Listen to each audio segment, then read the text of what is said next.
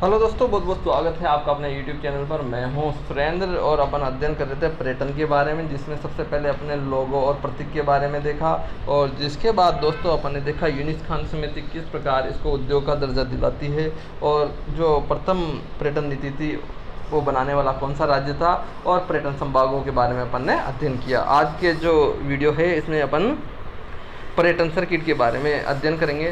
सबसे पहले तो ये बता दूं, पर्यटन सर्किट कितने हैं? 10 है दोस्तों, अगर आपसे पूछा जाए। पर अगर ऑप्शन में 9+1 दिया जाए तो आप इसको भी सही आंसर मान सकते हो, क्योंकि जो 9 है वो तो सर्किट है, और एक मरु त्रिकोण है। मरु त्रिकोण है, ये भी आप याद रख सकते हो।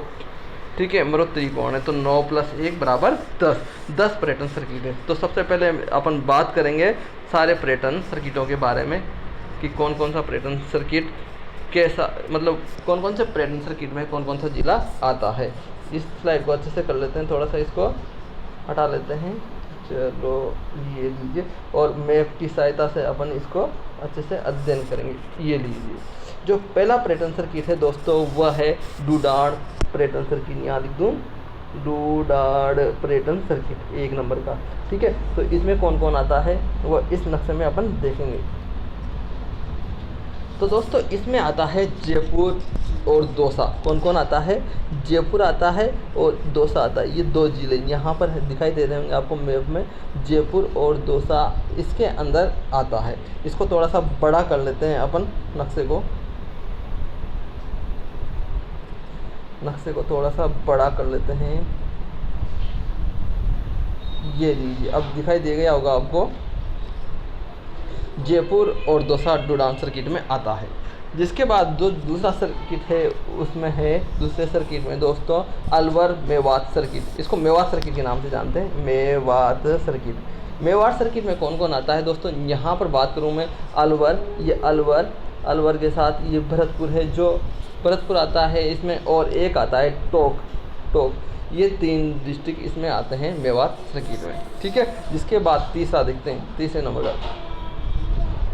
तीसरे नंबर का अपन देखते हैं। यहाँ पर मैं इधर कर दूँ, तीसरे नंबर पर कौन सा है? Security circuit. बहुत ही इंपॉर्टेंट है दोस्तों सिक्योरिटी सर्किट को तो आप वैसे जानते भी होंगे। ये लीजिए, सिक्योरिटी पे चलते हैं अपन। सिक्योरिटी में कौन कौन सा गया? चूरू, झुंझुनू, सीकर, ये तीनों जिले सिक्योरिटी सर्किट में आते हैं। और इसी सर्किट को बढ़ावा देने के लिए दोस्तों 2003 में उत्तर पश्चिमी रेलवे द्वारा, किस द्वारा? उत्तर पश्चिमी रेलवे। दोस्तों कमेंट बॉक्स में ये ज़रूर बताइएगा, उत्तर पश्चिमी रेलवे है उसका मुख्यालय कहाँ पर है? आप कमेंट बॉक्स में बताइएगा, उसका जवाब मैं दूंगा अगर आपको नहीं आएगा तो। ठीक है, उत्तर पश्चिमी रेलवे का जो मुख्यालय है वो कहाँ पर है? तो उत्तर पश्चिम रेलवे ने क्या किया, यहाँ पर एक ट्रेन चलाई है जिसको दोस्तों नाम है फेरिक्यून। बिल्कुल सही, फेरिक्यून है। क्या नाम है? फेरिक्यून। बाप का इंजन, जो पुराना इंजन था बाप से चलने वाला, उस इंजन को इसमें लगाया फेरिक्यून वाले में। तो ये किसमें जो है सिक्योरिटी सर्किट है उसके अंदर आता है। चलो ठीक है, अब चौथा सर्किट देखते हैं अपन। चौथा, इसको छोटा कर लेते हैं वापस थोड़ा। चौथे नंबर का जो सर्किट है दोस्तों उसको कहते हैं राष्ट्रीय राजधानी क्षेत्र सर्किट।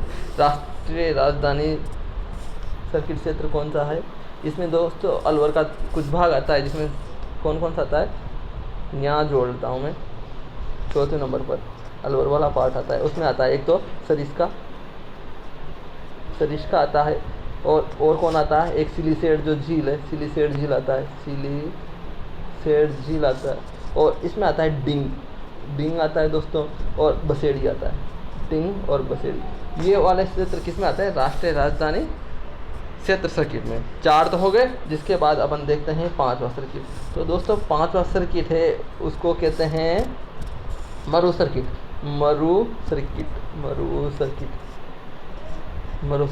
दोस्तों इसमें कौन कौन आता है? मरु सर्किट है, इसमें आता है एक तो जैसलमेर आता है, और एक आता है जोधपुर आ गया साहब, एक आता है बाड़मेर, और एक आता है बीकानेर। और कमेंट बॉक्स में ये बताना दोस्तों इन चारों में से कौन सा ज़िला पाकिस्तान की सीमा को टच नहीं करता है। मरू सर्किट में जो ज़िले इन्वॉल्व है उनमें कौन सा ज़िला पाकिस्तान से सीमा टच नहीं करता है। जिसके बाद आगे चलते हैं दोस्तों अपन छठवां सर्किट है उसे कहते हैं हाड़ौती का सर्किट, हाड़ौती सर्किट। ये मेरे लिए इसलिए भी महत्वपूर्ण है क्योंकि मैं हाड़ौती का रहने वाला हूँ। दोस्तों इसमें कौन कौन आता है, कोटा आता है, बारा आता है, और इसमें एक आता है झालावाड़। पर यहाँ पर क्वेश्चन किस प्रकार पूछा जाएगा, कौन सा जिला हाड़ौती सर्किट में नहीं है, और 3 तो ये ऑप्शन दे दिए जाएंगे, एक दिया जाएगा बूंदी। दोस्तों बूंदी इस सर्किट में इन्वॉल्व नहीं है, ये चीज़ आपको ध्यान रखनी है। 7वां सर्किट कौन सा है, माउंट आबू सर्किट है दोस्तों, माउंट आबू सर्किट है, और इसमें है आबू सर्किट, और इसमें है 3 जिले। देखो इसमें एक तो सिरोही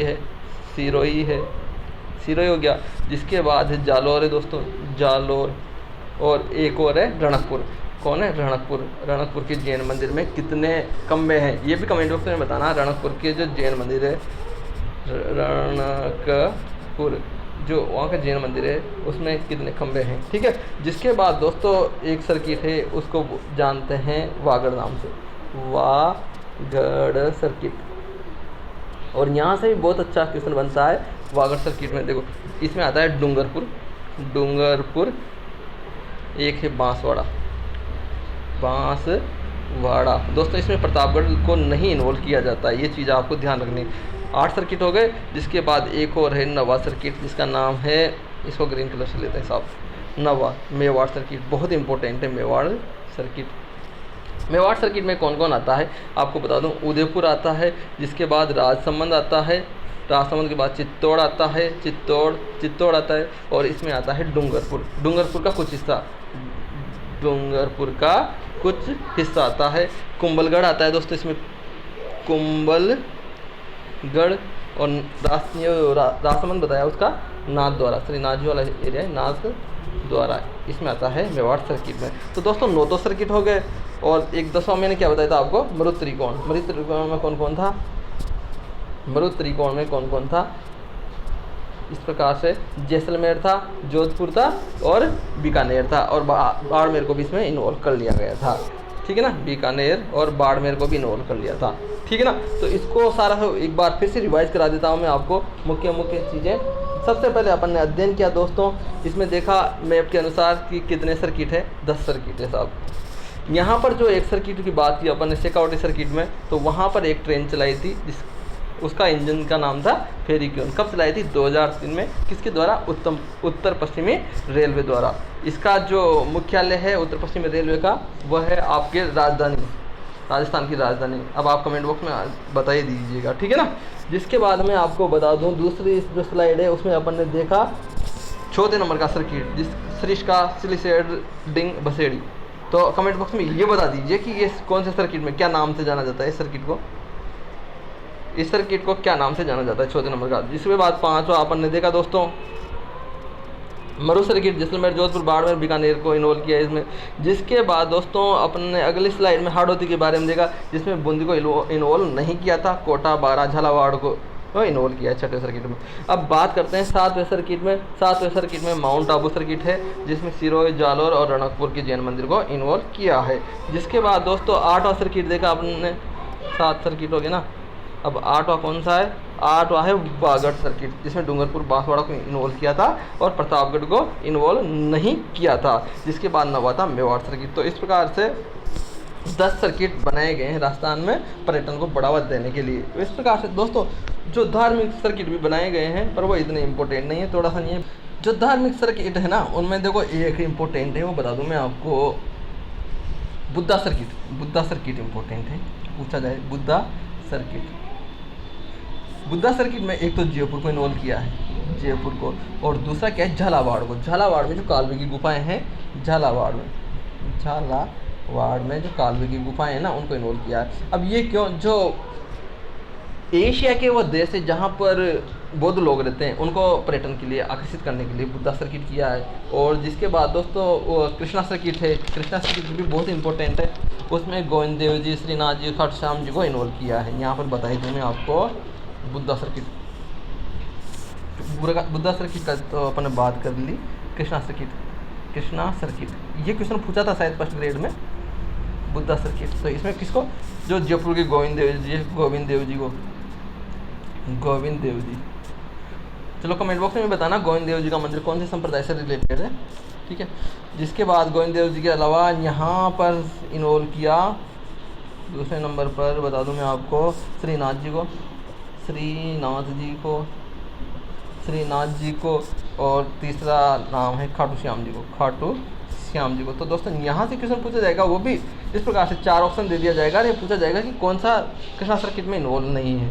तो और एक है ब्रज सर्किट मतलब धार्मिक सर्किट भी बनाएंगे, ब्रज सर्किट है। और फिर जिसके बाद आएगा दोस्तों महोत्सवों के बारे में। ब्रज सर्किट में कौन सा है, मैं एक बार बता देता हूँ आपको। ब्रज सर्किट में भरतपुर और धौलपुर को इन्वॉल्व किया। तो ये सारी चीज़ तो सर्किटों के अंदर अपन ने अध्ययन कर लिए। इसके बाद दोस्तों अपन देखेंगे अगले वीडियो में महोत्सवों के बारे में बहुत सारी चीज़ें पूछी जाती है एग्जाम में, जैसे कि मरु महोत्सव कहाँ मनाया जाता है, सिकावटी महोत्सव कहाँ मनाया जाता है, हाथी महोत्सव कहाँ मनाया जाता है।